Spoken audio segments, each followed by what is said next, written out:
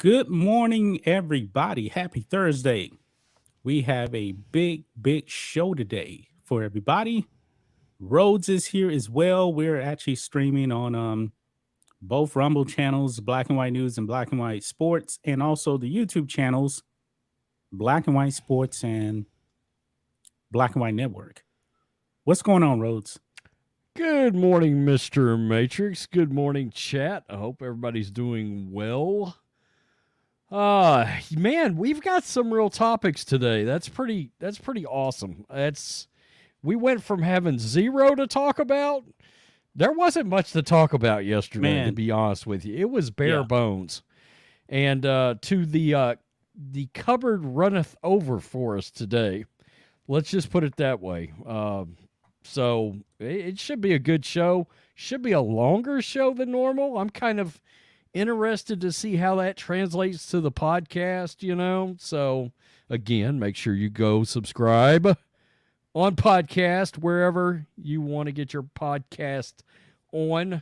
Rate us on Apple Pod. We're on Google, Apple, Castbox, Spotify, Breaker. The list goes on. So, yes. Check us out. So, man, let's let's recognize the chat real fast. Go ahead. I was trying to get organized because I have four different chats over here right now. Becky Browland is in the house. Joey. MJ is the GOAT. That is correct. MPC. Iron Man. Joe Bob Perdue. Iron Man is always here. I almost did it. Betsy Lawson. Janeth Miles, Lori Thomas, James Touchette, Doug Fife in the hizzy, Eat the Bugs. Eat the Bugs? Eat the Bugs. Yeah. Well, it's got some Z's going on. Michael Sign. I want to make sure I don't miss anybody. K. Bean, Eddie Coates. There's Iron Man again. Connor Akers. Good morning, Connor. Yeah. Joey A.R. Forrest. Hey, you all. CD.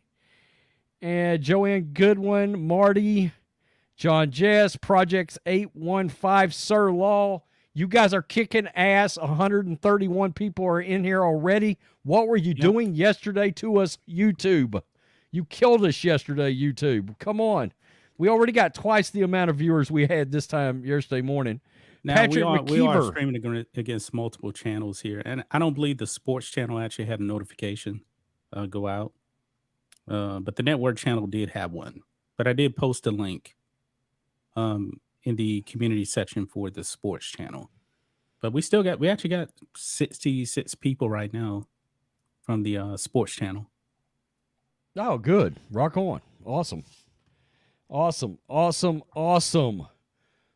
120, 130 people watching now. I say, let's rock. Yeah.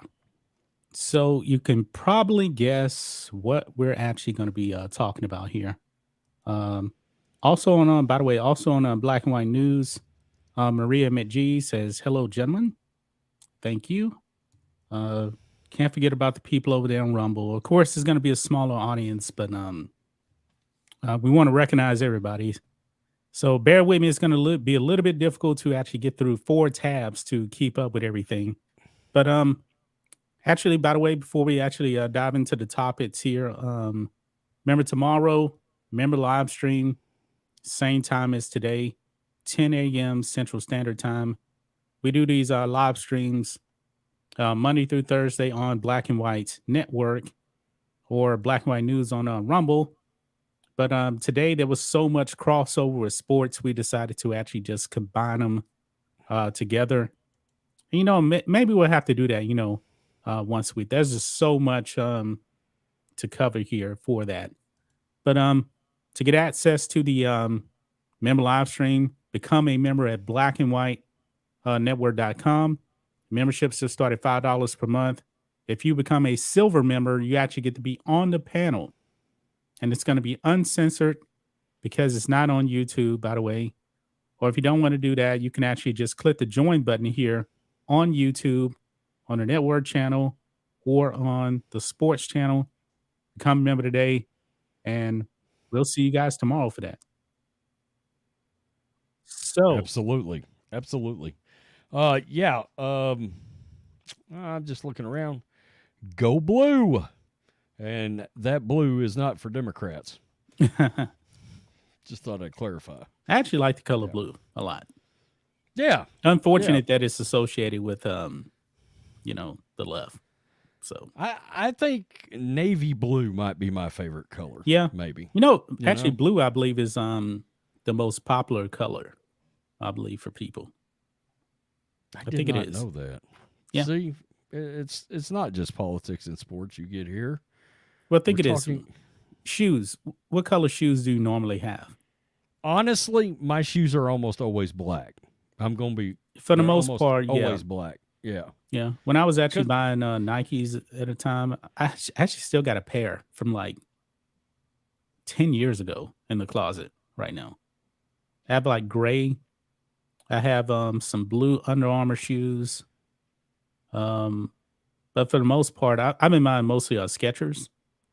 And my Skechers are I got some Skechers. I got like two pair of things. man, those are like the most comfortable shoes, man. They're really comfortable. Yeah. I've got on my Under Armour low tops right now. It's what I wear to the gym every day. So used to be is the key. Used to be a big Nike fan. I mean, damn you to hell. Everybody wanted Damn Nike. you to hell. Yeah. Man, Nike was so popular. Absolutely. People were killing each other for Air Jordans. Think about that. That's how crazy it was. I didn't People were like 'em killing that each much. other. No, me neither. But people actually be lining up. You know, I never lined up through Air Jordans for one thing. Back in the day, I was a kid. I was broke. I didn't have a job. So Do you want to know the only thing I ever lined up for at a store? what was that? This leads us in a great I lined up for the release of Snoop Dogg's very first album back in the day. Really? Remember when Snoop dropped on The Chronic and everybody was like, "Whoa, who is this mother Yeah. effer on here Yeah. with Dr. Dre?" So then his album came out, right afterwards. And I was lined up, Longview, Texas. There were about 75 or 100 people out there lined up to get into Hastings. Anybody remember Hastings? Entertainment, movies, music. That was back when you had you didn't buy everything online. This would have been 1994 to buy Snoop Dogg's first album. I remember that big time. Yep. I remember 2005 going to the midnight showing of Revenge of the Sith. That's the time they had those midnight shows. You got your ticket. They don't have midnight shows anymore, I believe. Yeah, I do. I think they do, but we don't really. It's not a big deal anymore because they got Thursday night previews now. Yeah. You know, so some of them start as early as like 4 p.m. on Thursdays now. So not as many people go to that midnight showing.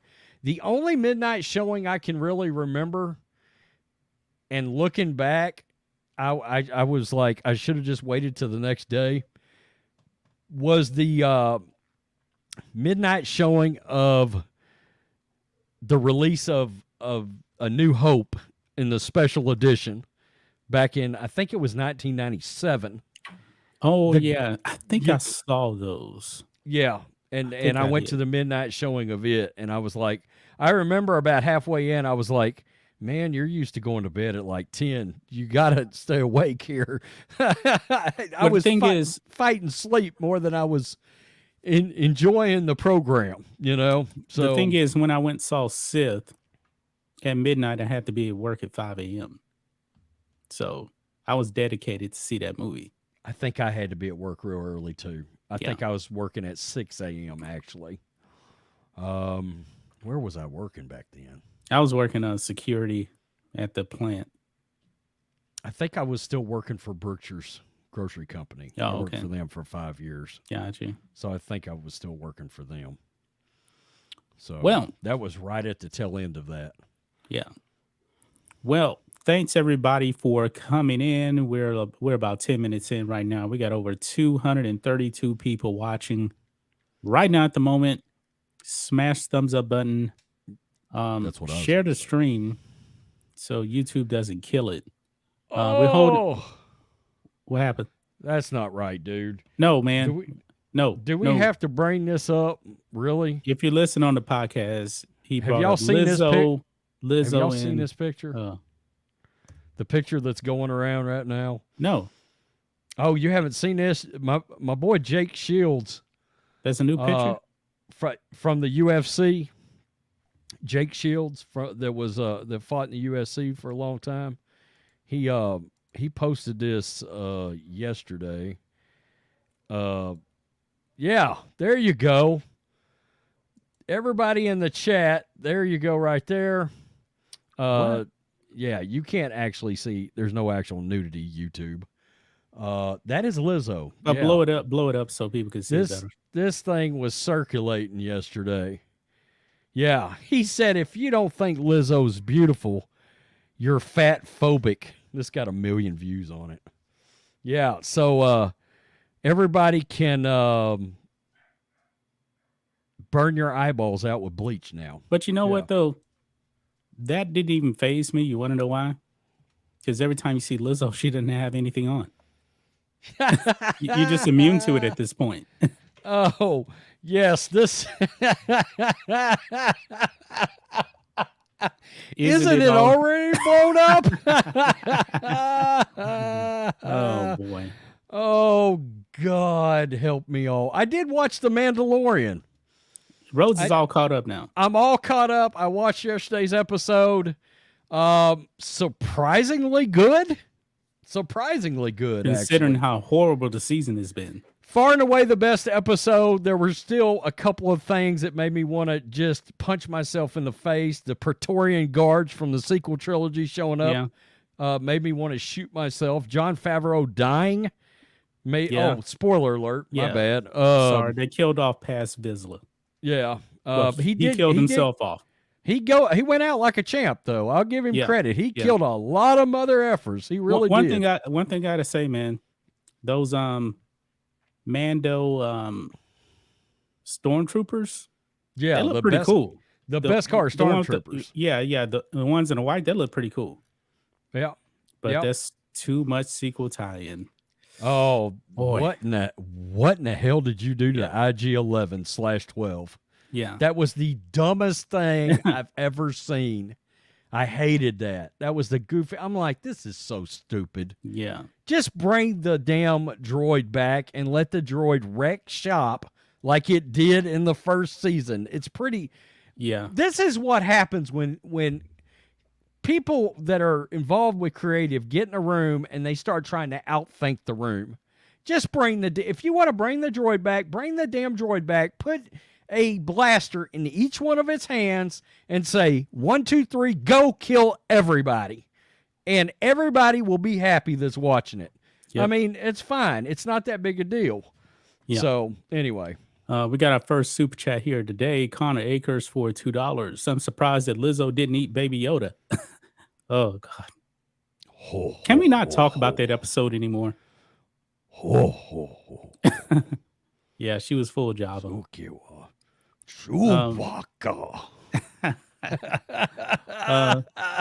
So, Rhodes, you ready to get into this, man? Oh God, yeah. You ready to get into this? What do you want to start at?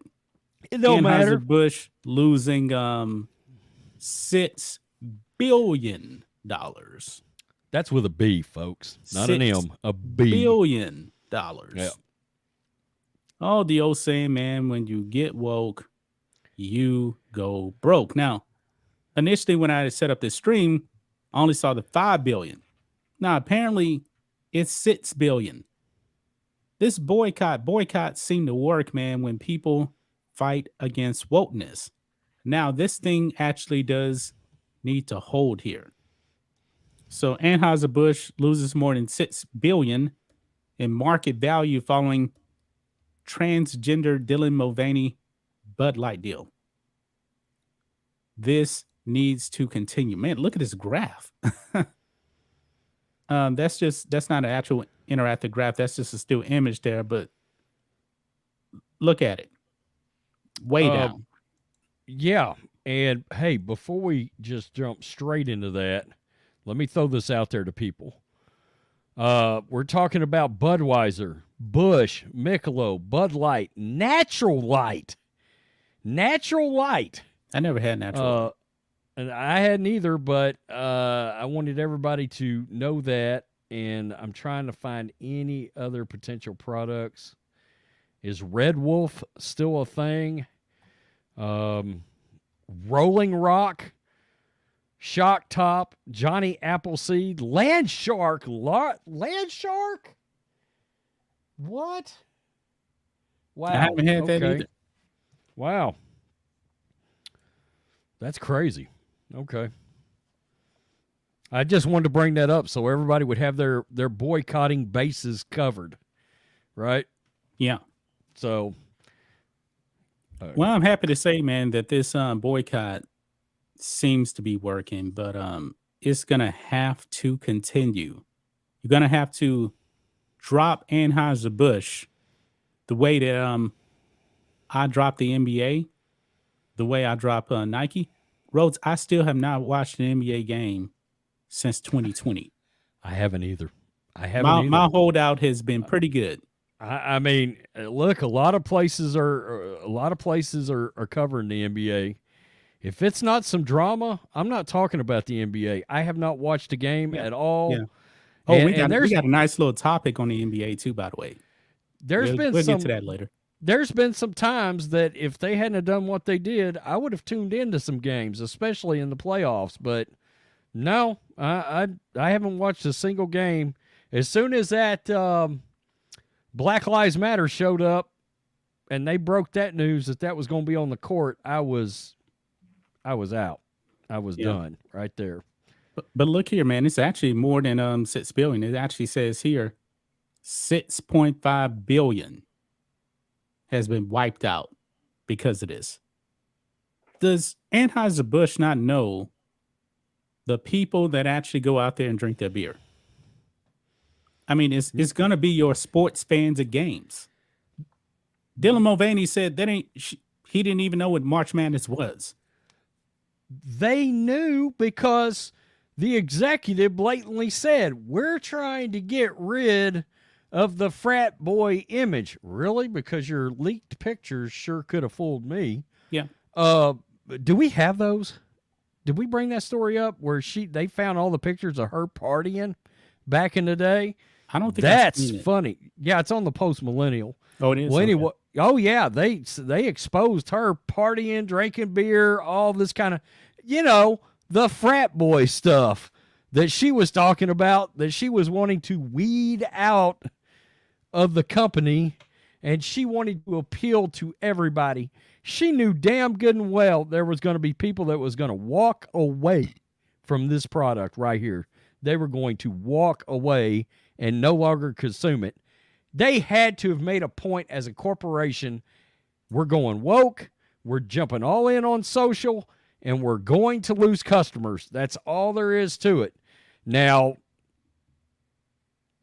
again, I feel bad for the guys like in that video that I did that is the beer distributor, the beer merchandiser who is taking a bath right now. And those guys make good money too. They do. The little man is the one that's going to get hurt here. The little man, the middleman that actually does the distribution. You actually did that video on that guy, right? He's stocking the shelves, and there's a whole bunch of Bud Light still on the shelves. It's just there. Yeah. I mean, they're not selling any beer right now at all. They've destroyed their brand. They truly have. Yeah. And I can tell you, this will be a brand that people, I said, people, when it comes to beer, they're very loyal. We all know that one guy, he's a Coors guy.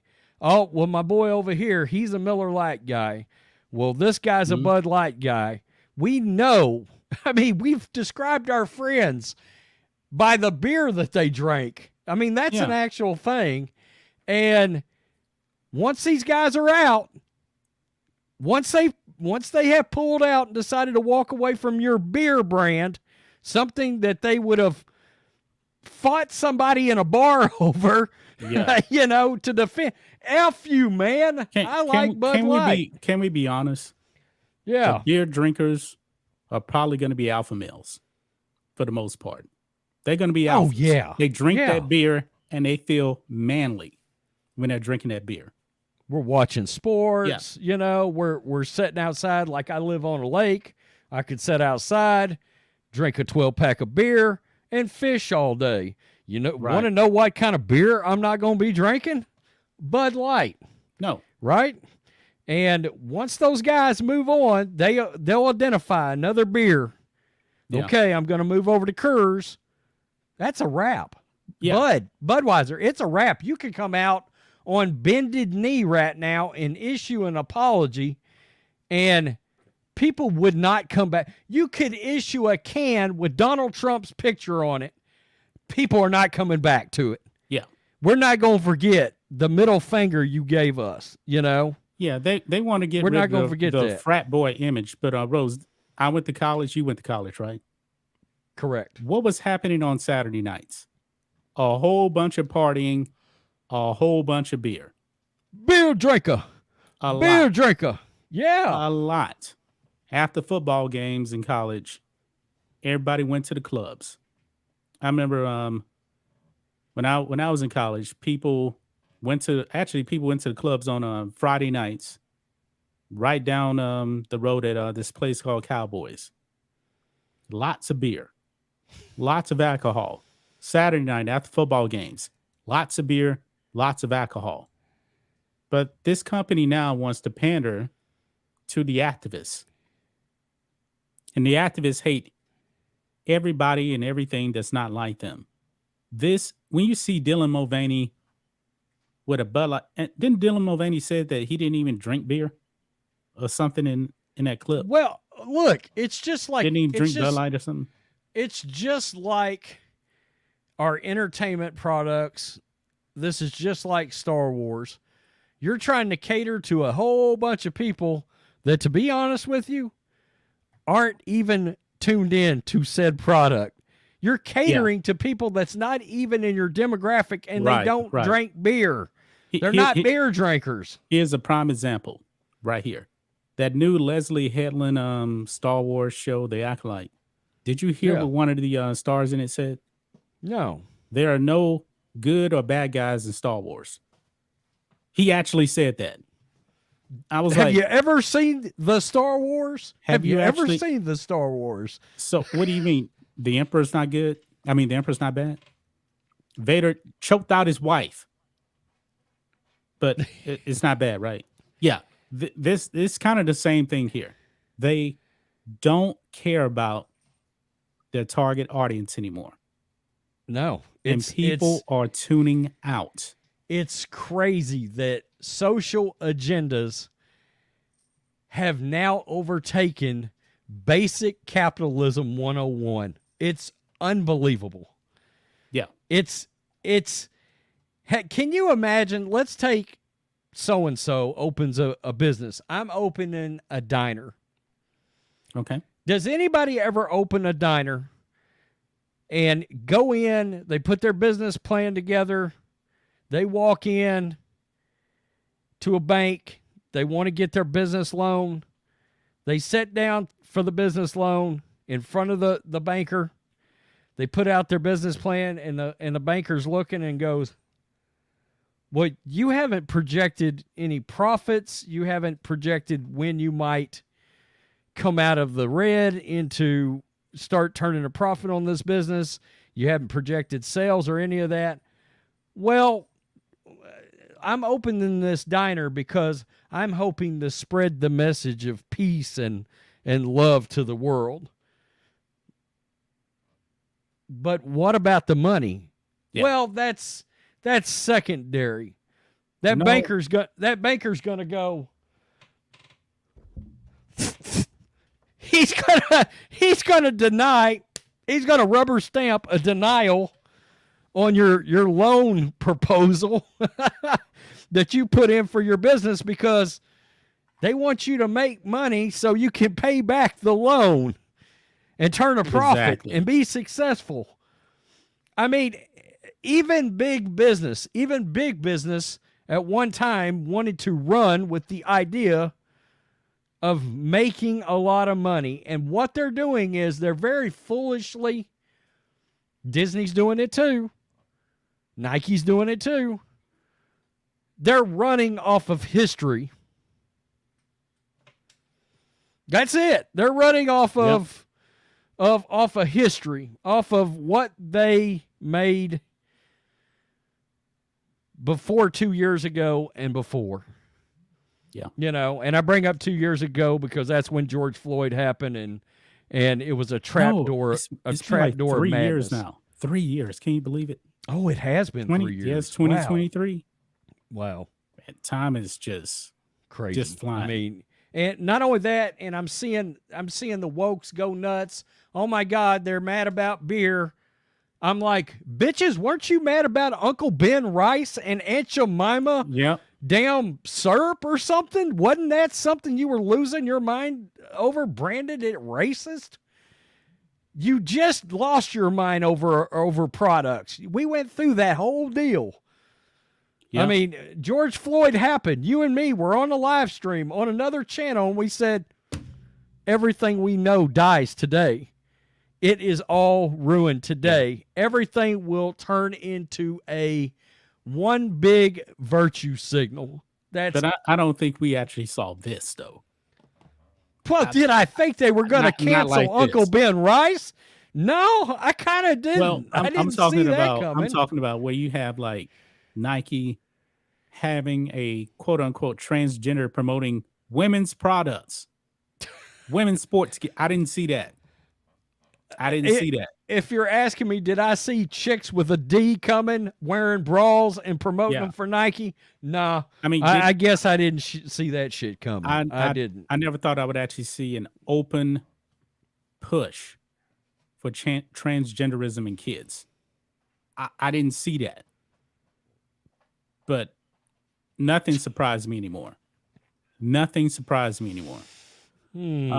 we got 420 people watching this show. We got about 200 on the sports channel, 223 on the network channel. We got it's not showing me about Rumble as far as the actual news channel.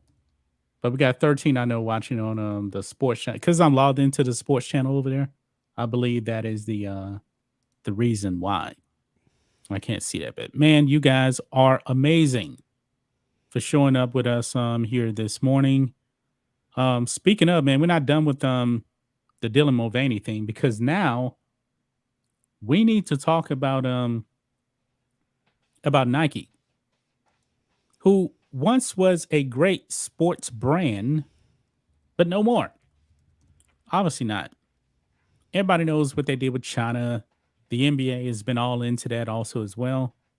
But they got Dylan Mulvaney to push products for women. And guess what? We are happy to report that people are fighting back against this also as well. This is actually happening on TikTok. I can't believe this is actually happening on TikTok. Now, I haven't been on TikTok, but Burn Bra Challenge takes over TikTok in protest of Nike's Dylan Mulvaney ads. I'm liking this right here. Now, people are burning their bras, Rose. You actually told me about this one. Hey, Melissa, if you're watching right now, I know you got a pair of Nike draws in there. I'm going to take them draws out on the deck, and I'm going to light them bitches on fire. I'm just letting you know right now. I'm going to burn your draws in front of God and everybody. I may do that today and put it on camera. You know, God, what, this Rose? is great. I'm so happy to see women step up and say, no, bitch, this is a man. This is a dude, okay? And speaking of Rhodes, I'm looking at this picture right here. Now, Dylan Mulvaney got this facial feminization surgery. I'm looking at that neck right there. That's a man's neck. That old manly ass Lee Majors Fall Guy neck right there. and you want to know something, man? You know how you can really tell that the T's, if they're a biological man, you notice they always wearing a bunch of makeup, right? Oh yeah. You look at them without the makeup. Yeah. Boy, I don't care what kind of surgery you get, you're looking like a man. Yeah. Excuse me, your John Schneider Dukes of Hazzard neck is showing right now, Dylan. Yeah. I hate to break it to you. Oh man. God, John Snyder's probably watching this going, why'd you bring me into this shit? We're bit fans, John, in case you watch. Yeah. We're bit fans. Dukes of Hazzard, Smallville, yeah, bit fans. But it says here, several women have taken to TikTok to join the Burn Bra Challenge to destroy their Nike sports bras after the sportswear giant hired transgender grifter Dylan Mulvaney to flog the company's sports bras and leggings. A TikTok user called herself Chatterbox Mama, and who also describes herself as a Southern Mama, posted her Burn Bra Challenge on Tuesday, in which she is seen setting a Nike women's sports top on fire, as she tells viewers that she is sick and tired of the company pushing women around, the New York Post reported. Now, you notice in this whole trans thing, the women are actually the ones that's being ignored. They are. I mean, Nike, they didn't go out and get a woman to actually endorse sports gear. They got to do. Oh, they're crapping all over vaginas right now. Yeah, just to death. It's diarrhea all over women. Oh, I mean, it's ridiculous. We got a video of this too. I didn't know we had. Oh yeah, dude. Yeah, she's burning this on video. Oh yeah. You're gonna have to watch this. Go ahead, Rose. Go ahead. We brought visual aids. Okay. Yeah, I'm not the one that actually pulled this one up. Rose actually pulled this one up. I heard about it slightly. Have you seen the video? Start it up. Just hit it. She says she's mad. Mama Bear is mad. Let's go ahead and do it. Yeah.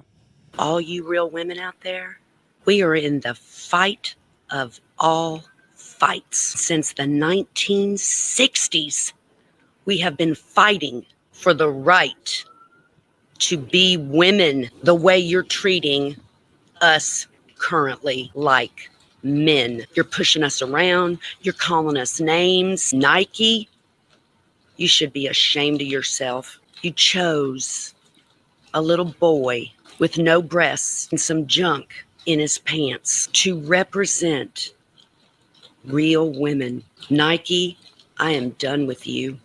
I will never, ever buy another Nike product as long as I live. And there are millions and millions and millions of women just like me. This is our day to start this challenge. Burn your Nike bras. If you don't have a Nike bra, then use another bra as a symbol, as a way of showing our solidarity and how serious we are, that we will be recognized. We are the queens. Your consumers hit you where it hurts, and that's right in your pocket.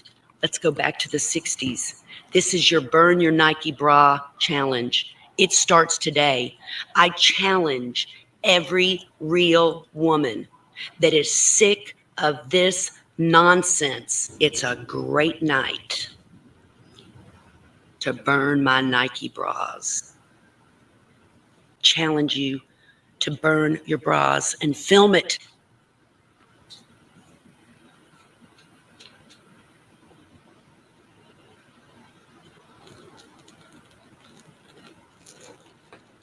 They're pushing us around. We're not doing anything about it like that.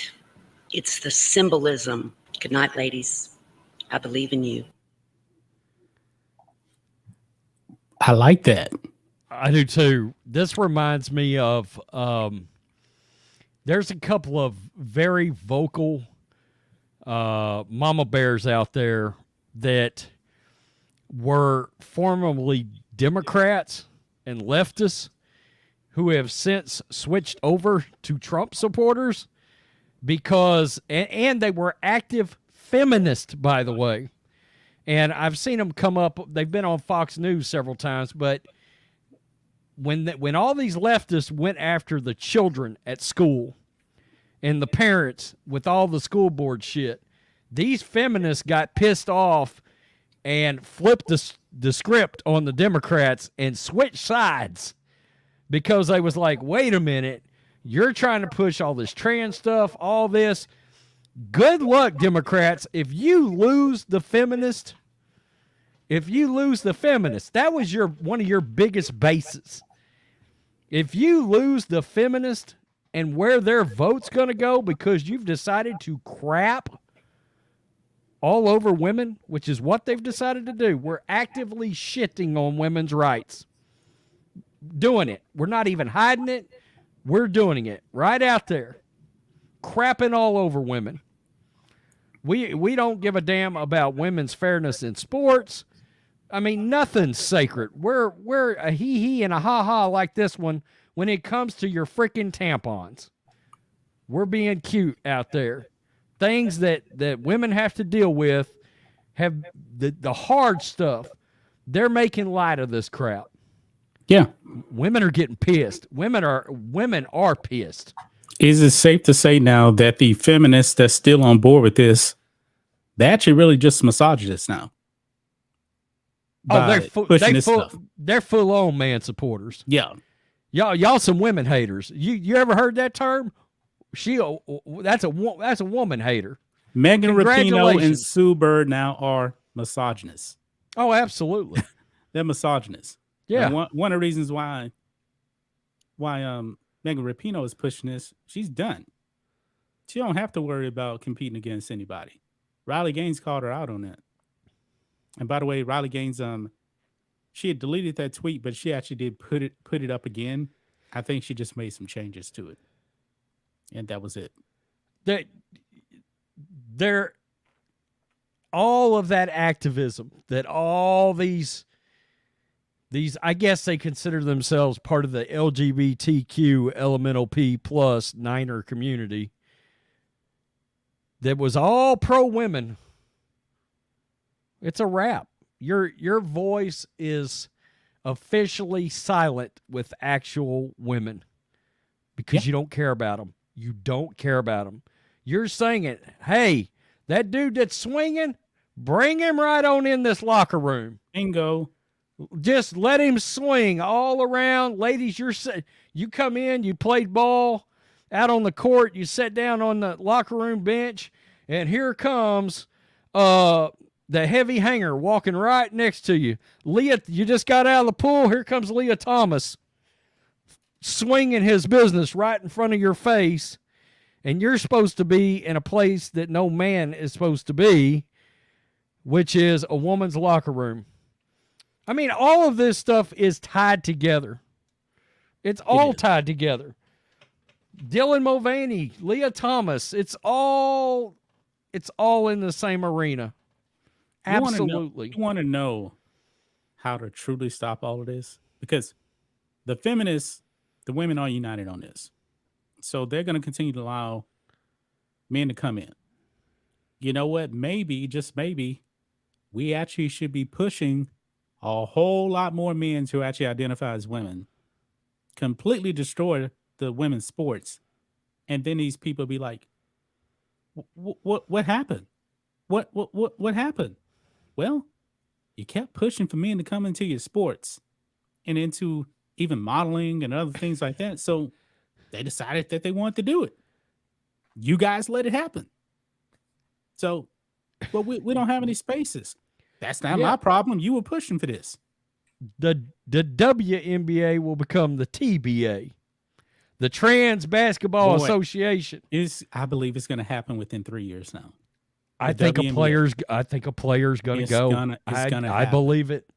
I believe it. You're going to get you're going to get a failed NBA player that is going to throw a wig on, and you watch if the WNBA truly pushes back against that, ends up pushing But back. they're not.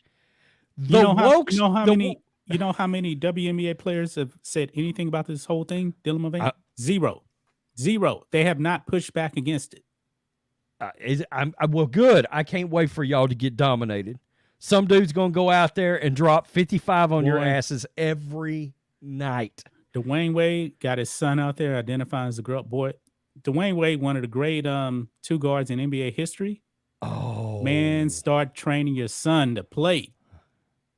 Start training your son to play. And boy, I believe his son would dominate. Because I don't believe his son is taking any hormones or anything. I don't think he is. Oh, but apparently all you got to do is just identify a certain way. You good, right? So LeBron just walking out in a Karen wig, just right. Oh, what is he? 275 pounds, 6'8". Yeah, LeBron is what? LeBron's going to be 39 at the end of the year. Maybe when his NBA career is over with, he may say, "Hey, you know what? I got a little bit more game left." He's just coming right on into it. And you notice, this is what's hilarious about it. Do you notice, when's the last time a biological woman tried to walk into men's sports with an actual vagina? Walk into men's sport. How come you don't ever see this the other way around, folks? They physically cannot do it. If you threw, and honestly, there's not one, you take the best. I don't know who the best WNBA player is. She would not make an NBA roster. She would not make it. Oh, no. She would get annihilated. No. She would get dominated by a lot of high school basketball players. They're too slow. I mean, they're too slow. They don't have the muscle structure. Like if you threw a prime Diana Taurasi, because Diana Taurasi is definitely up there in the top women's basketball players of all time. She would get destroyed easily. Who's the greatest one? Lisa Leslie? Is she the greatest WNBA player of all time? It's probably Diana Taurasi. Diana Taurasi was, man, look at Diana Taurasi in college. I know she was a great college player. Boy, she was a great college women's player. WNBA, I believe she's a 3-time MVP in the WNBA. Let's just take it. I'll just use her because I know she's way up there. Cheryl Swoops is good. Yeah. Candace Parker was good. Yep. Cheryl Swoops considered the best maybe of all time. Oh, no, okay. No. Hey, Brittany Griner. Cheryl Swoops Brittany Griner. The thing is, Cheryl Swoops, she wasn't even the best player on the Houston Comets. It was why's the name slip my head right now? Because she won all the MVPs and stuff. Cynthia Cooper? Cynthia Cooper, yeah. But I actually saw them play because they were right out here in Houston. They couldn't touch an NBA player. And it's not even close. There's a difference between men and women. You will never convince me that these dudes that are doing this are not just looking for fame and physical domination. Yeah. But because think of this, who was Dylan Mulvaney before the whole trans thing? How many people actually knew Dylan Mulvaney? Nobody. No, I would be nobody. Think of this also. Bruce Jenner. How relevant was Bruce Jenner before the whole transition thing? Now, back in the 70s, I get that. But Bruce Jenner was pretty irrelevant. And then all of a sudden, I'm a transition. And then what happened? Media personality skyrocket. And he was actually on the Kardashian show, but he was kind of like in the background, really wasn't, doing too much. A lot of people are flagging me on the play because they're saying Brittany Griner is a dude. So I guess she can't count. Well, have you seen her try to dunk? No, I haven't. It's not good. Leaves something to be desired, does it? It's not good. There's video out there of Brittany Griner trying to dunk. on ESPN missing all these dunks. If you had any question on What Brittany is she, Griner being 6'7" or 6'8"? no, she's taller than that, huh? She can't dunk. No, she can dunk, but it's a challenge.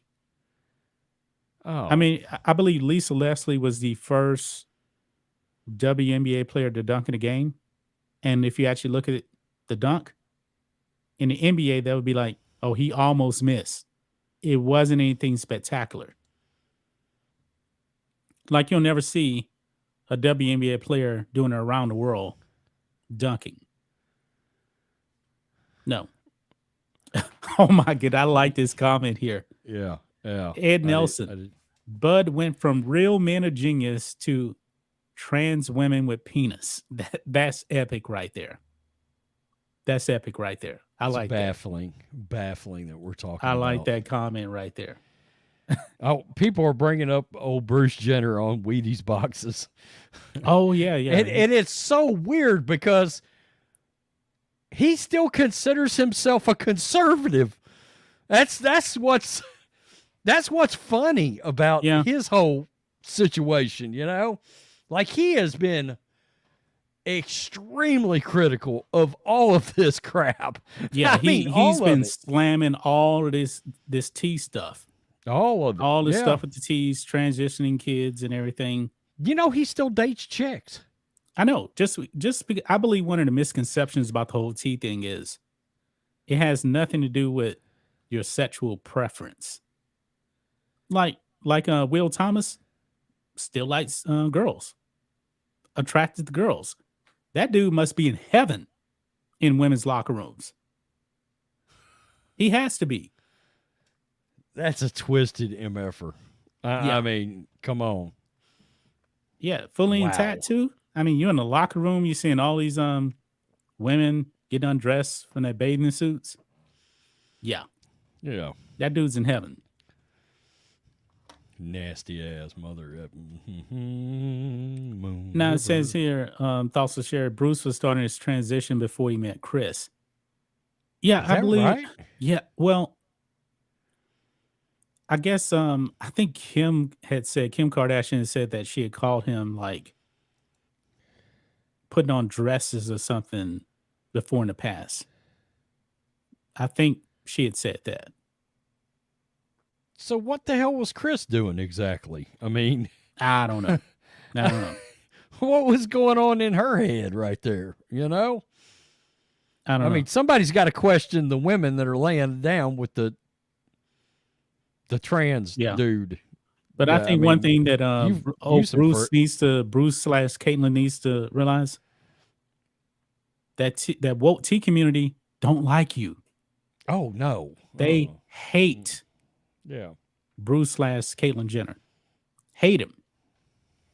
They don't accept him. But hey, I give him credit. He's not backing down on the stuff going on with kids, though. Yeah, somebody brought this up. Connor Akers. You remember Robert Kardashian and OJ were? Yeah, they were tight. They're real tight. Yeah. Just think of this, man. Look at the men associated with the Kardashians. I mean, Lamar Odom almost died. Look at Kanye. We just talked about Bruce / Caitlyn. I mean, it's a disaster, man. I lived in Liberty City twice as a kid. Where's Liberty City? Right down there around you, like about maybe 30 minutes north. I know there's Liberty, but there's a Liberty City also. Oh no, Liberty City. Oh hell, that's just right down the road, man. Oh crap. Yeah, Liberty and Liberty City not the same thing. What am I thinking about? Yeah. Liberty City, like outside Kilgore. Yeah, Liberty is like 30 minutes from me. Yeah. Well, I know people in the Liberty City. My sister, I'm not going to divulge, but my sister lived there her whole life. So, gotcha. Over here on the Rumble News, Black and White News chat, Crystal T13 says hello. Just want to highlight the people over there as well. All right. Let's go ahead and dive into let's jump back to some news here. Okay. Let's do it. Now, this whole thing, we're still talking about the trans stuff right here. Now, Idaho, the state of Idaho has banned the transitioning of children. Now, this story here shocked me a little bit because this woke school board member actually threatened the life. Well, not threatened the life, but threatened the Idaho governor. But get this, for some reason, this person on the school board is actually in high school. This kid's only 18 years old. I don't know how this happened. I mean, bros, this makes no sense to me here. Look at this. This on Post Millennial. I will piss on your grave. Teen trans activist threatens Idaho governor after ban on child sex changes. This kid is on the school board. How do you actually allow? What? How's a kid on a school board? I have no idea. I actually had to look it up. I was like, okay, he's a high school student, but yet he's on the school board, so he's making decisions about what actually happens in the schools. How do you let this happen? I get that you're 18, but I don't think that students should be on the school board. Man, that's a heavily Republican state too. I don't know how this happened. That's crazy. But school districts, they're independent school districts. But still, let's read some of this. A teenage Idaho school board member took to social media to launch a profanity-laden tweet at Idaho Governor Brad Little after the two-term Republican signed a law Tuesday that put a stop to gender affirming. That's the new term that the left likes to use. That's all it is. That means sex chop changes. off. That means chop off the D care. Pretty much. Anyway. Yeah. Treatments such as hormone therapy and puberty blockers being administered to minors. Quote, F you at Governor Little. 18-year-old Shiva. I'm not even going to try to pronounce that last name. I can't say it. Anyway, Shiva, that's his first name, wrote in a now deleted tweet according to Fox News. Quote, I pray you live a long life so you can bear witness to the pain you've unleashed on Idaho's children and families today.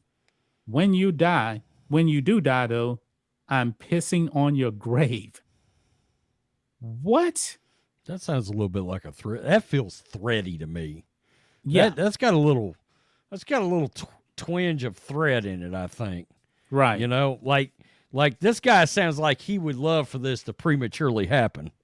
I mean, if I'm just being honest, that's crazy. Number one, some of this goes back to the parents. Where's the parent that walks out to the kid and grabs this kid by his ear and drags, you better get your ass back home. Where is the parents in all this? I have no idea. Are the parents just as crazy as the kid? Is that what's going on here? Maybe so, man. I mean, who lets kids be on a school board? It says here the foul-mouthed high school senior, 18, sits on the school board of the high school in which he himself is enrolled. Now, I know that we have student councils. I was on a student council when I was in school, but student council didn't really have any power over the school. This guy has influence over the school. How did you actually let this happen? Now he came out, he apologized here. So right here on Twitter, let me pull up Twitter because I do have it over here. His apology here. So let me go ahead and share this. I wish StreamYard made it easier to flip from tab to tab, but well, they don't. Yeah. But right here, he says, sometimes we need to feel all the feels and say what we're really thinking. Out of respect for my colleagues, below is my statement addressing my last tweet. I remain steadfast in my love for Idaho's trans community and in my rage at our leaders over passage of this hateful bill. Wow. So you want to stop this? The state wants to stop the indoctrination and sterilization of children. He calls it hateful. But this was what he put out here. I called it child abuse if it actually happens. Exactly. That's what it is. He says, I have received some concerns that the language in my last tweet was inappropriate and inconsistent with my position as a school board member. Should be on the school board. Of course, my tweets are my own and my own only, and do not necessarily reflect the views of any organization which I'm affiliated, nor would I engage or condone any sentiment or language in a board meeting or a classroom. My strong language is reflected of my anger and frustration with the pointlessness of diplomatic dialogue with legislators and a governor who has shown such little regard for the lives of Idaho youth. The hypocrisy of suggesting that a profane tweet is more harmful than HB 71 could unleash on our trans and non-binary youth baffles me. I remain unapologetic in my commitment to our LGBTQ plus community.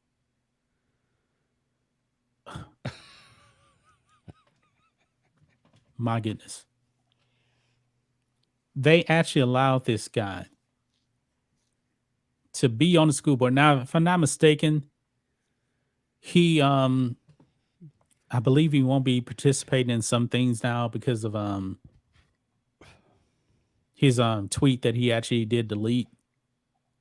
But you know what? This is the left, though, man. This leftists are out of their minds. People have got to quit entertaining this. They've got to quit enabling this bullshit. Yeah, they got to stop it. We got to quit. What happened to society that there's a certain section of society that's decided this kind of rhetoric is normal? That's where the problem is. When do we start cracking back open the insane asylums? Anybody? We definitely I mean, do need that. We're going to need them. By the time we get around to cracking the insane asylums back open, we're going to need football stadiums to put these people into. Yeah. I mean, it's crazy. These people have got to start going behind closed doors, padded rooms. You need help. You need therapy. There's something wrong with you. You're sick. I mean, but look here, we got more information on this dude. Okay. Shabi self-identified as a climate activist. As a 7th grader, and by the 9th grade was participating in large-scale climate and anti-gun protests. He hates the Second Amendment. As a high school senior, he is fully entrenched into far-left extreme activism and has entered the trans right movement in no quiet way. I believe they meant in a no quiet way, while also snagging a seat in local government, a paradoxical dynamic which allows the students to rule over the actions of the teacher. This is why he's saying this, because he actually has more influence over the teachers because he's on the school board. The path he follows the path of Shabi, I guess that's his name, follows a blueprint. I got it. I cannot talk. Designed by far left extremist groups that targets young children in order to radicalize and indoctrinate them. A cycle which they themselves then repeat by spreading the same ideology to their peers. Yeah, I'm not surprised that he actually went on the attack of the governor. This is left-wing extremism right here. Wow. In the state, too, no less, in Idaho. Yeah. It's creeping in everywhere, folks. Don't take it for granted. If you're in Florida, if you're in Texas, you're in Idaho. It's happened. This kind of crazy stuff is happening everywhere. It's going down, right? Dallas, Texas. I mean, drag shows, kids present, penises right out in front of kids, all this stuff. Even in rural areas. Yeah, absolutely. And I mean, this person's on a school board. My God, the thought of this person influencing anybody is just scary. It's frightening, you know? Yeah. I don't know. Again, we're dealing with mental illness here. We're dealing with normalized mental illness. I think it's more indoctrination than mental illness. All the above. At this point, it's more indoctrination. Now, transgenderism, true people that suffer from gender dysphoria, I believe that's a mental illness. But what you're seeing right now is pure indoctrination. Why? Because Rhodes, which side of the political aisle is having all these kids actually, quote unquote, transition? Oh, it's the left side of the aisle. Not much on the right. If you're of sound mental mind, though, you should be able to have the common sense to veer yourself out of it. Yeah. So even indoctrination, this is political indoctrination. It is not really as big of a medical issue as they want you to believe. It's a society that's void of morals and values because they've enabled this into a normalizing behavior. There's a certain section of the aisle that's just looking at this as this person's the same as any other. No, there's something wrong there. There's something not right. There's a screw loose here. All right. And we got to quit. Well, we're being accepting. That's hate. No, that's something that's mentally off here. You got to get these politicians out of office. At the end of the day, you got to vote these people out. Yeah. You're going to have to vote these people out. If I'm not mistaken, I believe, was it California that said that they are a sanctuary state now or something for child sex changes? I think it was California. No, it could have been another state. But I wouldn't be surprised if California was. It's, man, it's frightening how common this is becoming. Yeah. That's the most jarring part of all this. I mean, if you just take a step back, even go back 5 years, and if somebody told you, hey, this is the way people are thinking now, you'd be like, wait, what? What are you talking about? Have you lost your mind? Of course, no way. No way. Yeah, just acceptable. Some states, this is just normalized behavior. Nothing to see here. Please move along. You've let the devil walk in the door and chose to just turn away and not look. Yeah. You know. Well, we got a $2 super chat here from D. James. ZW just pulled up. Johnny Rhodes, salute to you and chat. Well, thank you for that donation. We appreciate all the super chats coming in. They really do help us out a lot here to continue to do this show because we want to do it 4 days a week. All right. Let's see here. What do we have next on deck here? You want to talk about Riley Gaines? She was actually on with Dan Dockich from Outkick. And she actually got into the details of her attack. And of course, you guys probably already know that on San Francisco State, they're actually calling Riley Gaines the violent one. When there is all the evidence that those communist students were violent. Nothing is going to happen to them. Now, if I'm the campus police over there at San Francisco State, I'm quitting. Every single officer at San Francisco State should quit because the administration threw them under the bus. Why? Because they were protecting Riley Gaines from the mob. You've lost control. Yeah. You've lost control. Yeah. You've got no authority. None. Yeah. Zero. They don't respect you whatsoever. The inmates are running the asylum at this point now. Remember, San Francisco defunded their police in the summer of love. They defunded the police. They hate you. The Cash App guy just got stabbed to death in broad daylight in San Francisco. And their lunatic mayor went on talking about, blamed it on Trump. Everything is Trump's fault, right? Rose, Trump has been out of office for what? About 2 years and 4 months. Too long. And everything that goes bad, they want to say, hey, it's actually Trump's fault. But let's go ahead and get into this because we do got the video here. Low hanging fruit. That's lazy by leftists. Come on, let's blame Trump. I ain't got an excuse for it. I don't have a good one. Let me just blame Trump and all the people on the left side will be a TT and a ha-ha and all that. Yeah, Trump, F him. It's his fault. Okay. Yeah. Raleigh Gaines details. I'm about to start screaming, lock them up, is what I'm fixing to start screaming. Yeah. Raleigh Gaines details harrowing situation at SFSU. I feared for my life in that moment, and she appeared on Dan Dockett's show on Outkick here. And we're going to listen into this. This is about 2.5 minutes here. She actually details what happened to her.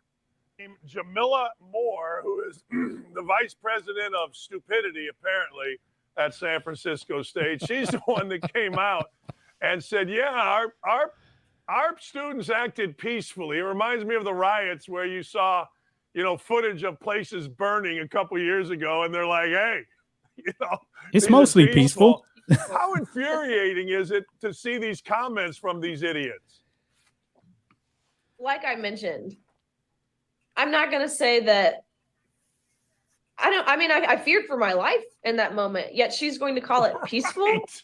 They were negotiating ransom if I wanted to make it home safely, and she's going to call it peaceful. We must have totally different definitions of peaceful, because that is not peaceful to me. The protesters who were in the room initially, they had orchestrated a sit-in. And I knew this was going to happen. I knew there was going to be this sit-in. I had gotten word of it before I got there. And I'm totally fine with the sit-in. I'm totally fine if people want to come and express their views. I opened it up for questions at the end, to which I answered all of their questions. We had, there were some individuals I had great dialogue with. That is peaceful protest for the most part. Again, there was some heckling. There was some things that probably could have been avoided, but I'm totally cool with that. But being rushed, being physically and verbally assaulted, that is not peaceful by any means. And I think that's what, truthfully, I think this backfired on the protesters, because this only really increased my social media following. It only increased people's eyes being open to seeing how unhinged these people can be in the disguise of being kind and inclusive again, and tolerant. This was not done out of tolerance or love or compassion. It's vengeful is what it is. They were yelling in the hallway, trans rights are under attack. What do? We fight back. That is not peaceful. I don't even know how many times I can say it, but for Jamila Moore to do this and then go to her social media and block me, she felt it necessary. So I couldn't see her posts anymore. It's so childish. It's so immature. And I can't fathom how sharing how I felt uncomfortable in a locker room with the male and how the unfair competition piece is wrong is this controversial. Yeah, so that's Riley Gaines right there with Dan Dockage from Outkick. She feared for her life, man. If you watch that video, man, those Marxist students, that was not peaceful. She was under attack. She was under attack. How many police officers she had around her? She was under physical threat, and it seemed like none of those people really and truly gave a... This is how much the police have lost control. Those protesters didn't really care about the police, if you get right down to it. They didn't respect the police. They were all banging up against the police and everything. And looking at you, police. I mean, I'm sorry, but I'm still of the rule of thumb that if a criminal bangs up against a cop, he ought to better turn around and Mike Tyson that ass. And just, I mean, I'm just being honest. I mean, yeah, respect law enforcement or get dealt with the hard way, you know? Yeah. And you should be able to send a message to the rest of the crowd right there. Back off, respect authority, respect the police. Yeah, I'm kind of worried about her, to be honest. Me too. With her going out the way she is now and doing these And I understand what she's doing is valuable. It's very valuable. But these people are on her. They're after her now. Yeah.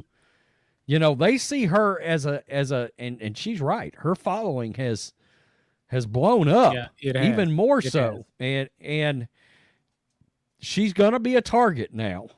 That she's going to have a No target doubt on about her it. back. They don't respect anything. I would say this: try to go where mainly you're going to be speaking to a red crowd, because I got to be honest with you, the blue doesn't care what she's got to say. They don't have any respect for her. They're not going to respect her ability to go out there and have free speech and tell her story. They don't care about her story. It's the same thing they did to Tommy Lahren when she was doing the TP USA thing out in New Mexico State. She had to lock herself in. Spins the narrative. They lie. They're lying about everything that went on over there.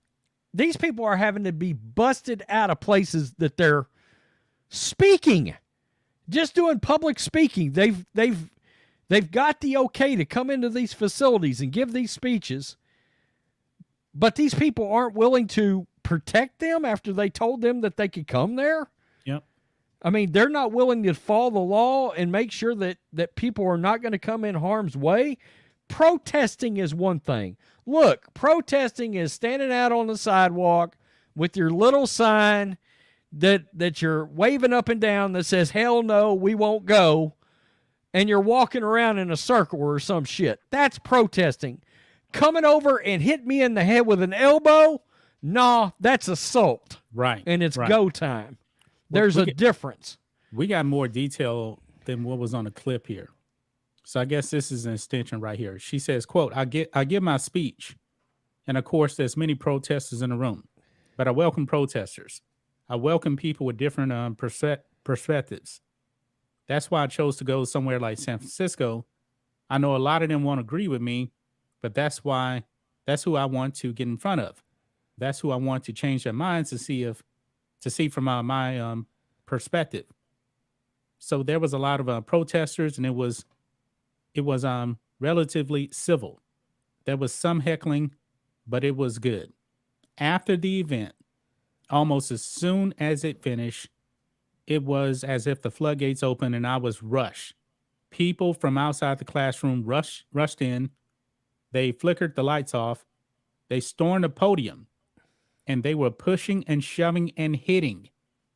And I was supposed to meet with the head of campus police a half an hour before the event to discuss an exit strategy if this happened. But the police never showed up to meet me. Wow. And so I had no idea there was even police in the room. So at this moment, I feared for my life. It's so chilling to know that these people know what these people want to do to you and what they're willing to do to you. At this point, an undercover police officer grabbed me. So this guy was undercover, which I truly didn't want to follow her at the time because I didn't really believe she was the police. But she was saying, come with me, and I didn't have much of an option. She's pushing me along. We exit the classroom in the hallway to where it was filled with more protesters. I'm talking hundreds. We could not exit the building. We were on the third floor, and the stairs were packed. So we had to resort to going to another classroom along the hallway where I was barricaded in for 3 hours.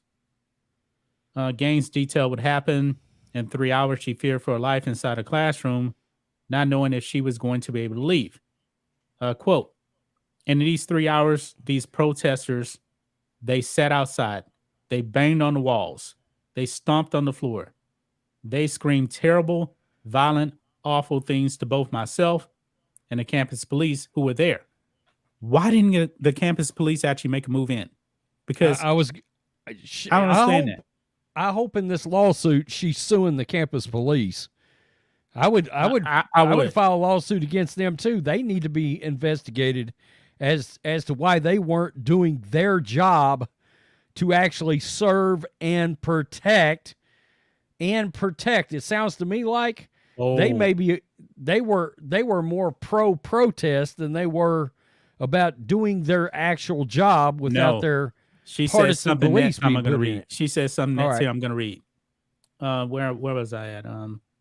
She says, I missed my flight home because I was stuck in this room. They were negotiating money with the dean of students if I wanted to make it home safely. They claim if I got paid by the university to be there, it's only fair that they get paid if I get to make it home safely. Which, first of all, I didn't get paid by the university to be there. That was a misconception. Now, here's the thing right here. Quote, it just felt like the police weren't doing their job adequately because they were terrified. They didn't want to be accused of anything. They didn't want to be assertive in any way that they could make it look like they were anything other than an ally to this community. See, that's the thing, man. If the police actually moved in, you know what the university would have said. The campus police were attacking peaceful protesters. Yep. And the police probably knew that right there. Yeah, that the police are sitting back going, do we really have the ability to do our job correctly? Because, yeah, I mean, number one, isn't that kidnapping? I mean, Yeah, if you about grab it. somebody, you got them trapped in a room, you're not allowed to let them leave, and you're asking for a ransom? ? That sounds to me like what they're asking. We're asking for a ransom for this person to be allowed to leave with their life. I would sue everybody. I would As too. many people as I could sue, I would sue everybody involved. This is absurd. It truly is. Wow. I gotta recognize the fact that I'm glad that Dan Dockage got out of ESPN. You know, he was with ESPN for years. Yeah, he re-signed with Outkick, new contract. Well, he used to actually be a host. He would a guest host of Mike and Mike. Yeah, back in the day. Yeah. It was a long time ago. All right, we got super chats here. Iron Man $5. John, park a Iowa class battleship on the woke coast media and fire at will. Thanks to that super chat. We got another one here. Also, let me scroll down to it here. Yvette Moore for $5 Australian. Finally, an actual stunning and brave woman. The great unwashed will do anything to stop her, including lie. They're going to lie. And they have been lying. ESPN has not covered this at all. They have said nothing at all about this. Yeah, I'm going to back the Blue, provided the Blue does their job. If somebody's not complying and they put a dude down because they're not complying, that's one thing. But when the police doesn't serve and protect, like all of those pussies in Uvalde, if I was the parents, I would sue all those mother effing cops. Yep. All of them. I would own that police station. Why? Because they didn't have the guts to go in like Nashville and put somebody down that was in there harming kids. Police officers still have a job to do. Okay? That's what you signed up for. You went in there knowing today might be the day that I don't come home. That's the job. Okay? Now, I think our campus police actually at our colleges, I mean, they've got the authority to, I mean, the ones I've seen, they all carry guns. They're their own precinct. Yeah. That's what they are. They're real police. They ain't rent-a-cops. The only thing, I don't think they have, quote unquote, maybe a jail, but they call like the sheriff in and then they transfer them out. But they've got the ability to carry out, uphold the law like any cop. Yeah, they can. My best friend was a University of Houston police officer before he moved back to Beaumont. Yeah, I shouldn't have dropped the P word, but that Uvalde thing it just drives me nuts the way that was handled. It truly was. We got 2 more stories here to cover before we wrap up this show here.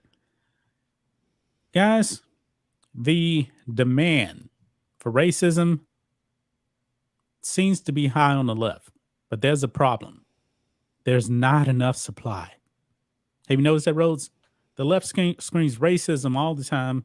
Beijing Biden's administration says that white supremacy is the biggest threat out there. Oh, we're in a bind. We're in a bind. I'm gonna signal in racism out of the bullpen. We're tired. We need racism to come in out of the bullpen. Can we get that? Yeah. Oh, we're fresh out.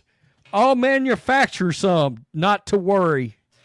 Yeah. But the thing is, though, news isn't reporting anything on racist attacks by white people.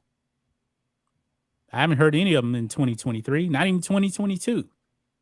So I believe that the government is just lying and trying to manipulate data.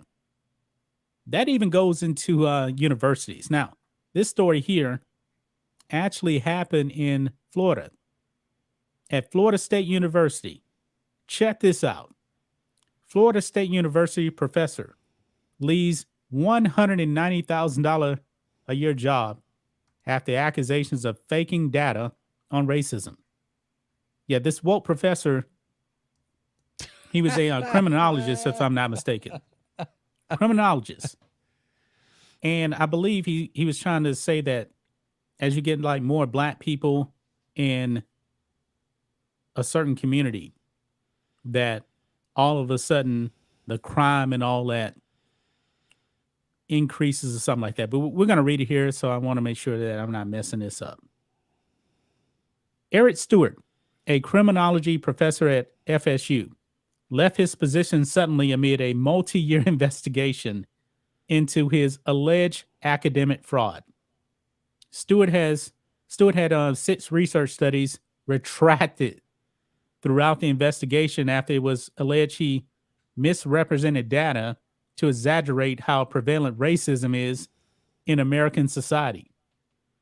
In one paper, Stewart, who made $190,000 per year at Florida State, falsely claimed there was a correlation between a criminal's race and the public's desire to see harsher prison sentences for said criminal.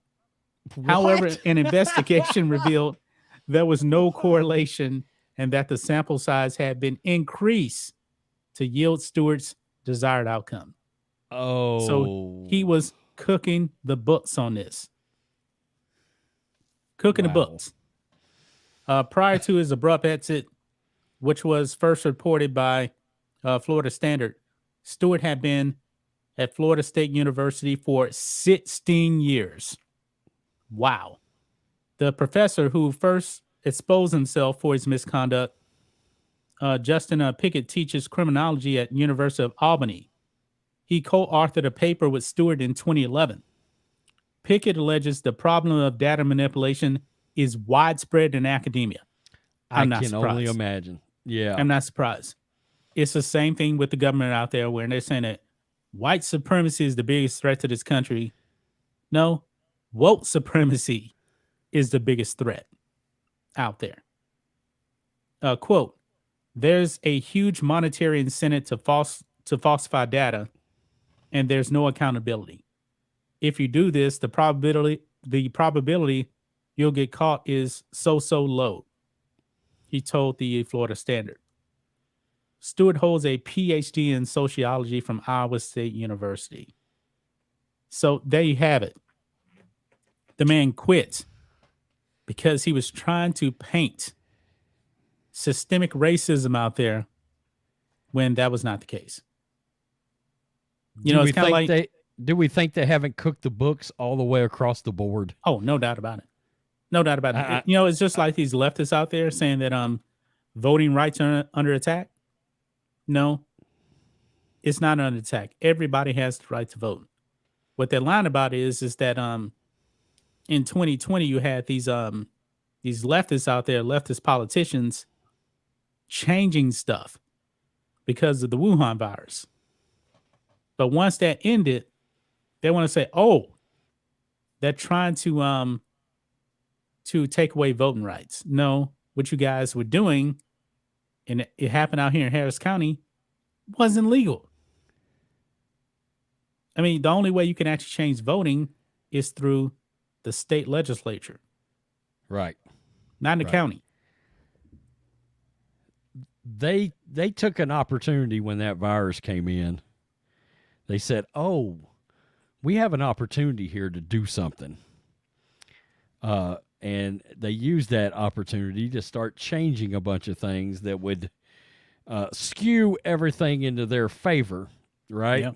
Yep. Of course, I'm one of these people that feels like being able to vote should be an honor and something that you should go out of your way to actually do. Get up, go wherever you need to go in person, and show your actual ID. I mean, I'm trying to figure out, if I don't have a problem showing my ID, why does somebody else? I mean, Why do you want it? I guess to them, the mere fact of having an ID is racist, then, right? Because showing your ID to them is racist. The point of having an ID is to prove who you are, right? I'm going to be real here. And people in the chat might be like, whoa, I'm going to be honest. In order to be a functioning member of society in America, you should be, as best you can outside of health issues, you should be a contributor to America. Yeah. All right? You should, whether it's from work, however you do it, you should be a contributor. Well, part of being a contributor should be being responsible enough to get up off your ass and go get a valid ID. And it's free in a lot of states if you can't afford one. To be a functioning individual in our working society, our capitalist society. Sorry, not sorry. I mean, what is your value? I don't want you hanging out at the house and collecting a free check for doing nothing. What is your value? Exactly. Yeah. I want you to get out there and add and keep the machine going. The country, this country, our country, whether anybody likes it or not, it's a machine and it has to keep churning. It's an engine that has to keep putting fuel in. Right? Right. And we're one of the folks. We're one of the pit crew that when America pulls in, we got to change the tires. We got to put the fuel in. We got to check under the hood. Got to do all this stuff. Okay? Right. And look, if you don't want to have to go out of your way to contribute, all right. If you don't want to get an ID, okay. But I don't want to hear your bitching either because you think it's too hard to go vote. I mean, come on, stop it. Yeah. I mean, you've got to be the laziest SOB on the planet to not get up off your ass and go get an ID. And honestly, if you're that lazy, I don't give a shit what your preferences and your voting where your voting lies anyway. I mean, come on, stop it. You want to vote to just be able to keep collecting a free check or whatever it is your goal is? Yeah, you're not really all that valuable to society, are you? Yeah. You're not. I'm sorry. I mean, come on. It rubs me the wrong way when people get something for free. But anyway. Yeah, that's privilege. That's privilege. Yep. Yeah. Joey Gouda with a $5 super chat says, hey, thank you guys a lot for going live. We do this show now on the network channel Monday through Thursday. We add the sports channel because there was a lot of crossover with sports. So we really do appreciate it. We're going to try to do this all the time. And Monday through Thursday, because tomorrow we actually have the member live stream. So at the same time, just for members, channel members of the channels and the website. So Monday through Thursday, I love doing these shows every day. Don't you? It's fun. Yeah, it's a lot of fun. I'm having a good time doing it. Yeah, me too. I tell you what I will do. I need to jump up and turn my air conditioner on. Yeah, go ahead. It's getting very hot in here. Go ahead, man. We got one more topic here. While he's doing that, I'm gonna get that one ready here. I'm not gonna get into it till Rhodes actually gets back though. But let me see. I don't know how long it's gonna take Rhodes to actually come back on here. Not familiar with his house, so you guys here in the chat. Somebody said they were muted. No, nobody's muted. Nobody's muted. Let's see here. Oh, good point about the IDs. You can renew your ID online now and have it mailed to you. Yeah. Over here in Texas, I believe you can actually go about, like I had to go in person this time to get my driver's license renewed because that was last year because I got it like in 2009. And I was able to renew it one time just online. The next time I actually had to go in. So it is convenient. And also you make an appointment, you don't have to wait as long when you actually have to go in. So John, you're awesome. Well, thank you. Thank you. We are here for you guys. We're here to give you guys content to enjoy. I know a lot of people don't like the mainstream media, so that is why we are here. That's why we're here. Well, we got one more topic here to talk about. Let me make sure. It is Diet Mountain Dew. Right there, Diet Mountain Dew. Let me make sure I didn't miss anybody's super chat here. Because I haven't scrolled through. I think I got all the super chats. And let me check Streamlabs too before we get into this last topic here. Got 25 watching on Black and White News. Oh, good job. Over on Rumble. Thank you, folks, on Rumble for tuning in right now. We appreciate it. Good. Yeah, we got overall I think we had like about 500 at one point. All right. Let's go ahead and we got one more topic to talk about here. And what is this fact? You get disability now for for alcoholism? Is that a fact? Really? No kidding. I had no idea about that. You drank yourself into a stupor and now you get paid for it? You get a check. Okay. I had no idea. Wow. Good God. Oh, and for having a temper, I guess. God, where is Bud Light, a.k.a. Fairy P? Hold on. And for being bipolar as well. You get a check. Didn't know that. Can you draw two checks if you're an alcoholic and you're pissed off all the time? Is that a double check? Is that I get two?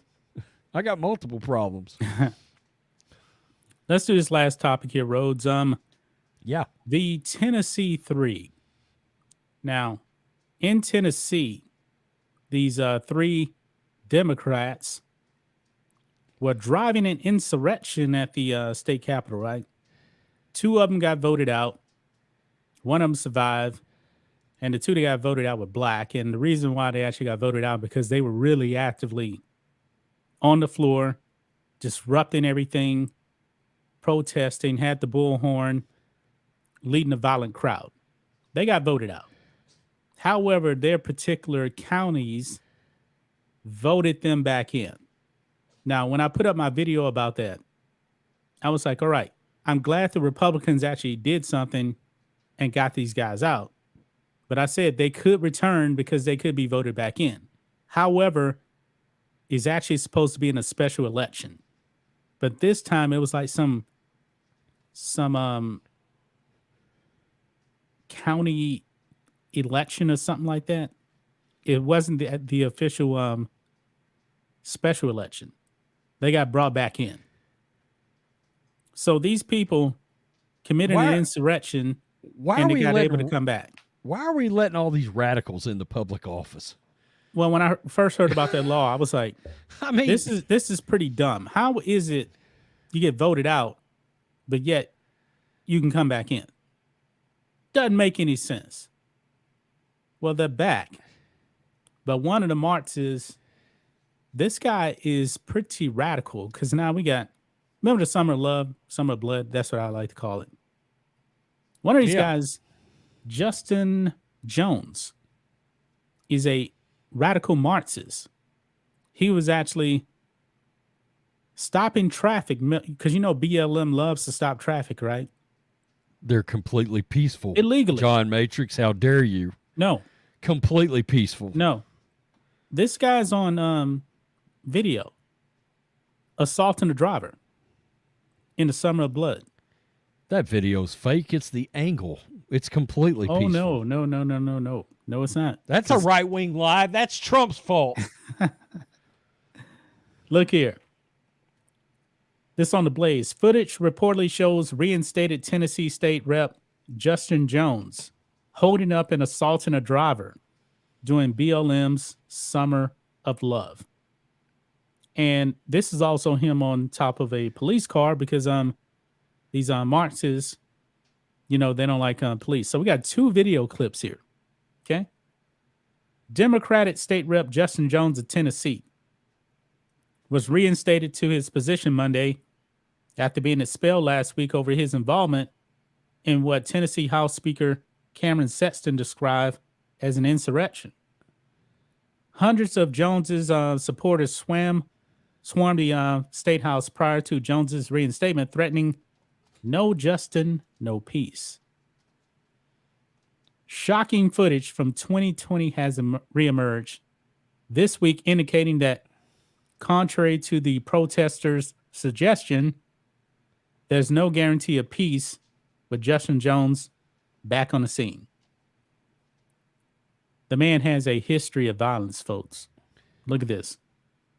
According to the Tennessean, Jones faced over 15 charges, ranging from trespassing to assault, during what former Seattle Mayor Jenny Durkin dubbed the Summer of Love. I called it the Summer of Blood.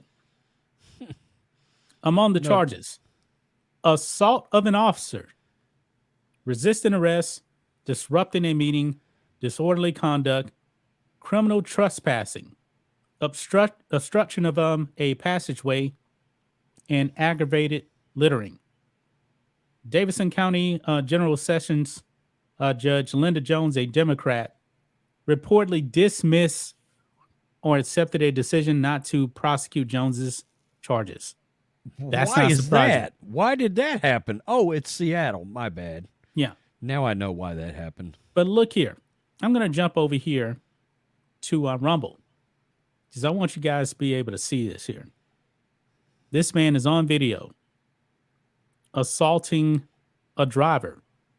These people are illegally blocking traffic. Watch this. But let me read this here. It says the grand jury indicted protester Justin Jones on 2 counts of reckless endangerment after he repeatedly assaulted a citizen with a traffic cone as he was driving down the street. Jones said this was a false narrative and he wasn't violent, but we got video of him being violent. So let's play this. There's no sound. So right here, the person in the white hat right here, that's Justin Jones right there. Okay? Okay.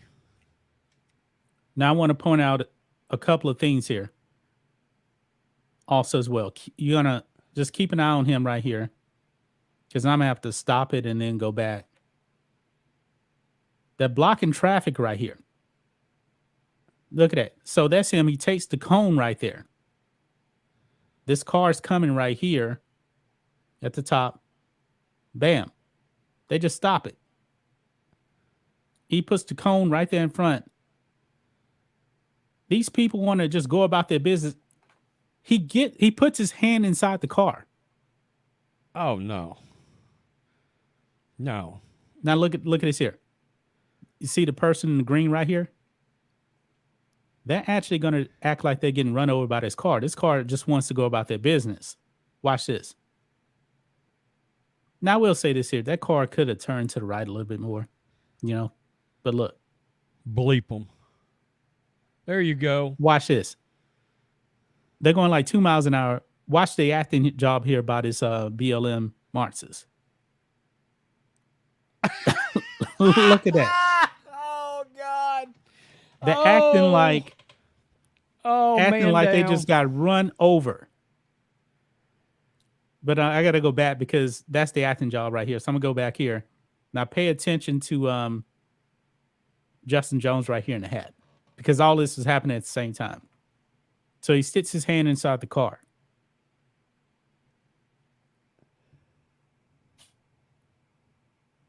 They're still harassing the driver right there. They got a bullhorn too. They just want to go about their business. So he picks up the cone right there. Look at this. The driver's like, get away. Now watch this. Watch this while he's driving. Trying to get away. Bam. Right there. Threw it right in his face. I got to be honest. Somebody pulls that shit in Texas, they're getting shot in the face. I'm just being real. I mean, that's crazy. That's crazy. Wait, they considered him nonviolent? But Democrat judge let him off, But look at this. Wow. Got more video here. Look at this right here. Now, right here. In May 2020, Jones reportedly climbed atop a police cruiser along with another radical, Janisha Harris, amid an anti-cop protest in which a courthouse was set on fire. It is unclear from the footage of the incident whether Jones and Harris were attempting to incite the mob or secure a photo op. They were on top of the car with all these other BLM activists around them. Charges for reckless endangerment were brought against them over the damage done. 3 hours after their ensuance, however, the Metro Nashville Police Department recalled the warrants for Jones and Harris's arrests. Despite the recall, WZTV reported that 60 detectives had sorted through video and photographic evidence from the incident, establishing that the same police car Jones was the same one that had been significantly damaged with its windows broken. Let's watch this here. I can't blow it up here. Now let me just go over here to YouTube then, because this is going to be easier to actually look at. So let me stop sharing my screen because I want everybody to see this. And I'm going to share my screen here on YouTube so you guys can see this. And so right here.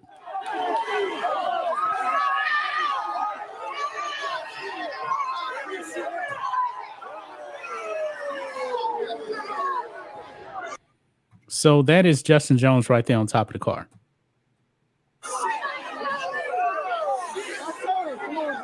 That's a police car.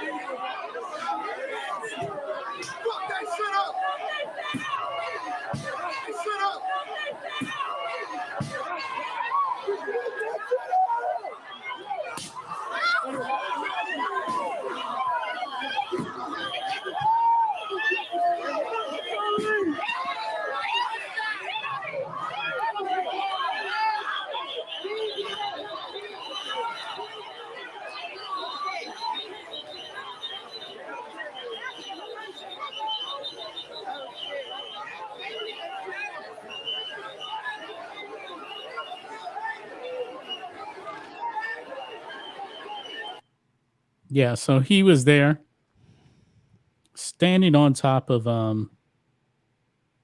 that police car right there. Not a whole lot there to that particular video, but that is the car that was damaged.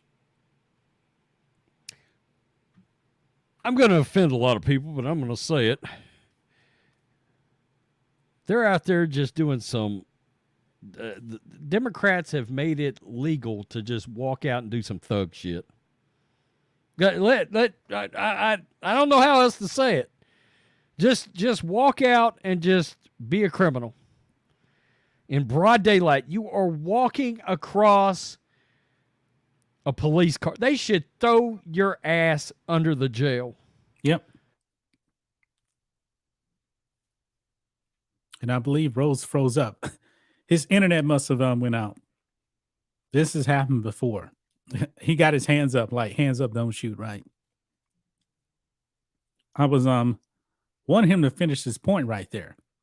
But I'm willing to bet he'll probably jump back here in a second and say, hey, my internet ended up going out. But yeah, but this guy, man, should be banned for life from ever running for office again. Stopping traffic, attacking a driver.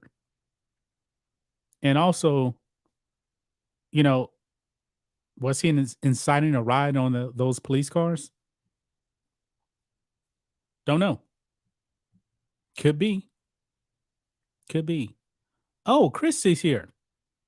She is back.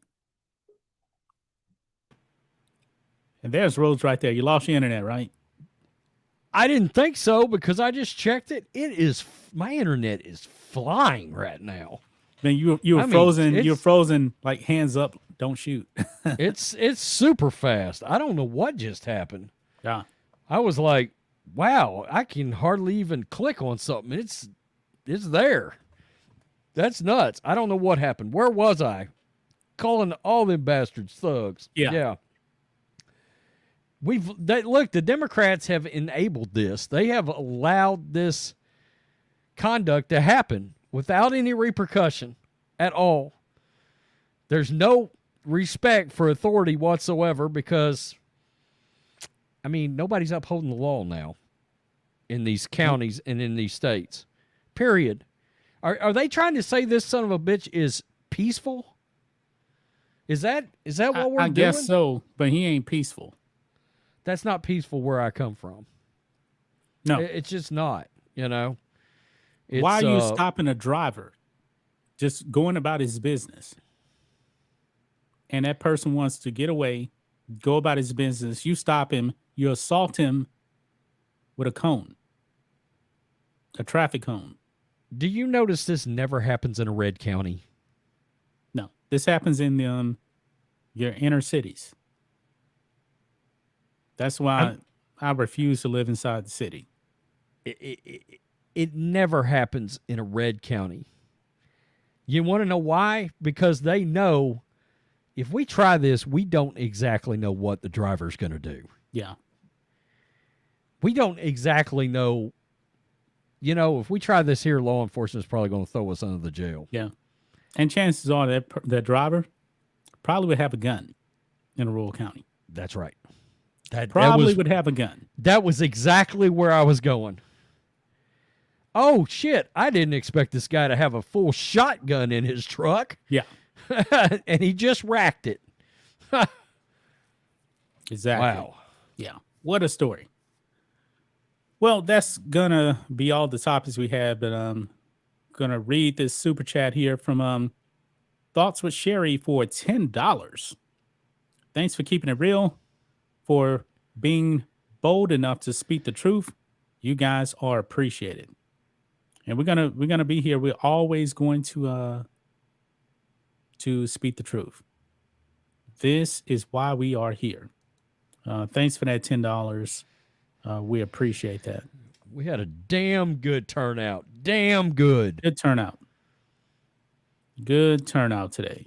Absolutely. We maintained 500 plus for a good long while today. Yeah.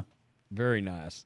If that doesn't show suppression versus yesterday, yeah, I don't, dude. We got more people right now watching on the network channel. We got over 200. Okay, I mean, we peaked out at like 63 yesterday. We Yeah. peaked out at like 541 or something today. And honestly, we couldn't get any videos to hit anywhere on Yeah. any channel. Well, we got one video that did well, but something was definitely going on. And honestly, I still thought that underachieved. You know, Yeah, that yeah. you know, I'm like, it's all part of.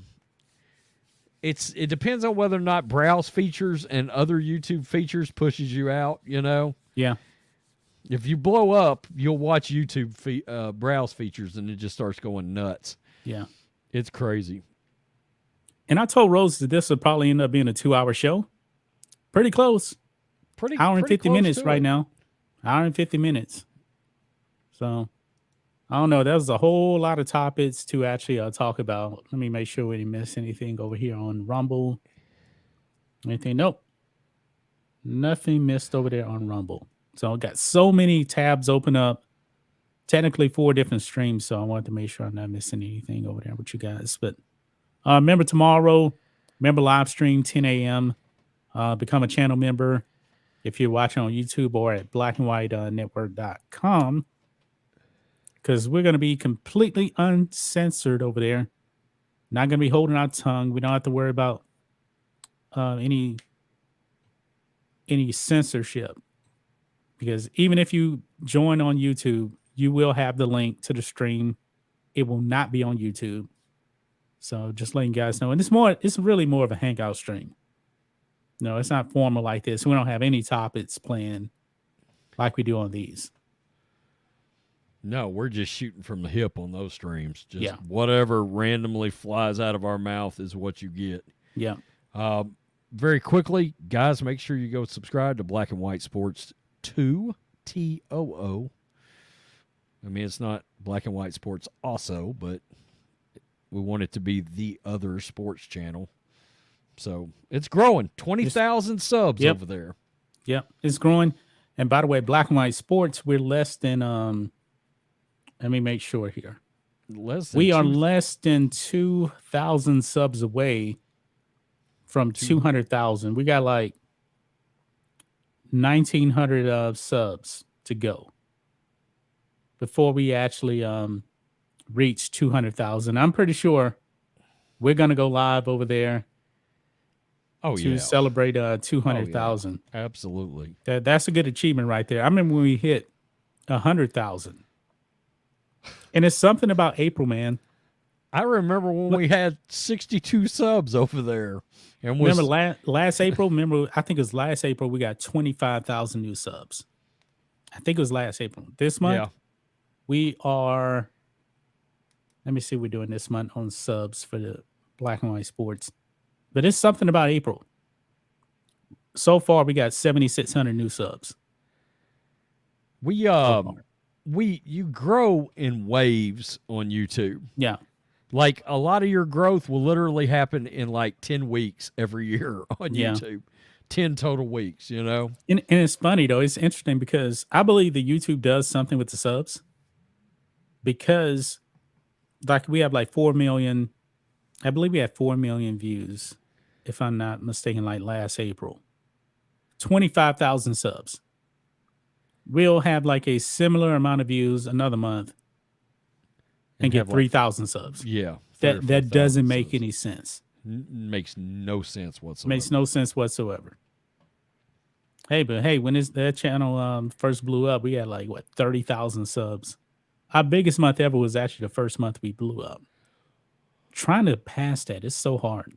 We hit 60,000 subs in about 10 weeks. Yeah, something like that. Yeah. And then it'll slow down and everything. And it's weird on YouTube. We was talking about, we can't wait till we're like as big as like Gary, Gary's channel, where he's able to live stream as the primary content. That we would love that. Love to do that. Yeah. First of all, these streams do very, very well on the podcast. Yeah. I would love to do that. We're not there. We're not even close to being able to do that. Oh no. Not close. So we still got to make content, but it would be nice to just do a live show, and we are going to stick to the live show on the network channel. We are, and I believe that's actually working. We just got to keep pushing it. So, Anything else, Rhodes, before we wrap up the show? And like I said, Christy's back. She had taken a little break from social media. A lot of streamers, she says, a lot of streamers and multiple platforms grew during COVID. Yeah, a lot of people are at home. That's true. I didn't think about that. Yeah. Yeah, the channel did blow up during COVID, didn't it? Yeah. Yeah. Oh, Iron Man. Iron Man's not a Clay Travis guy. No. At all. Hey, but you got to respect Clay for growing Outkick the way I respect it. I respect his grind, but you know, I respect Florio's grind. Florio did too, and he grew PFT from scratch. It's big. It's associated with NBC now. Huge. Yeah. Yeah. So now, of course, Outkick now is a part of Fox now. So yeah. Anything else, guys? Anything in the chat you guys want us to talk about before we end up wrapping it up? Because we're fresh out of topics here. People already leaving now. We lost like 200 people already. So they bounced. Yeah. Well, I think that's going to wrap it up, guys. See you guys tomorrow on the member live stream. The members. So get ready for that. What else do we have planned, Rhodes? You can just hit the join button down below. If you're watching on YouTube, click the join button. But if you want to be on the stream, you have to join on blackandwhitenetwork.com with a silver membership. Those are $20 a month, but you get to be on the panel. And you guys drive that.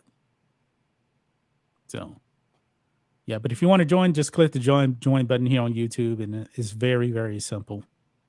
And we'll have the link posted tomorrow for the link to the member live stream. And it gets kind of rowdy. Some things, certain language is used sometime that you won't see on.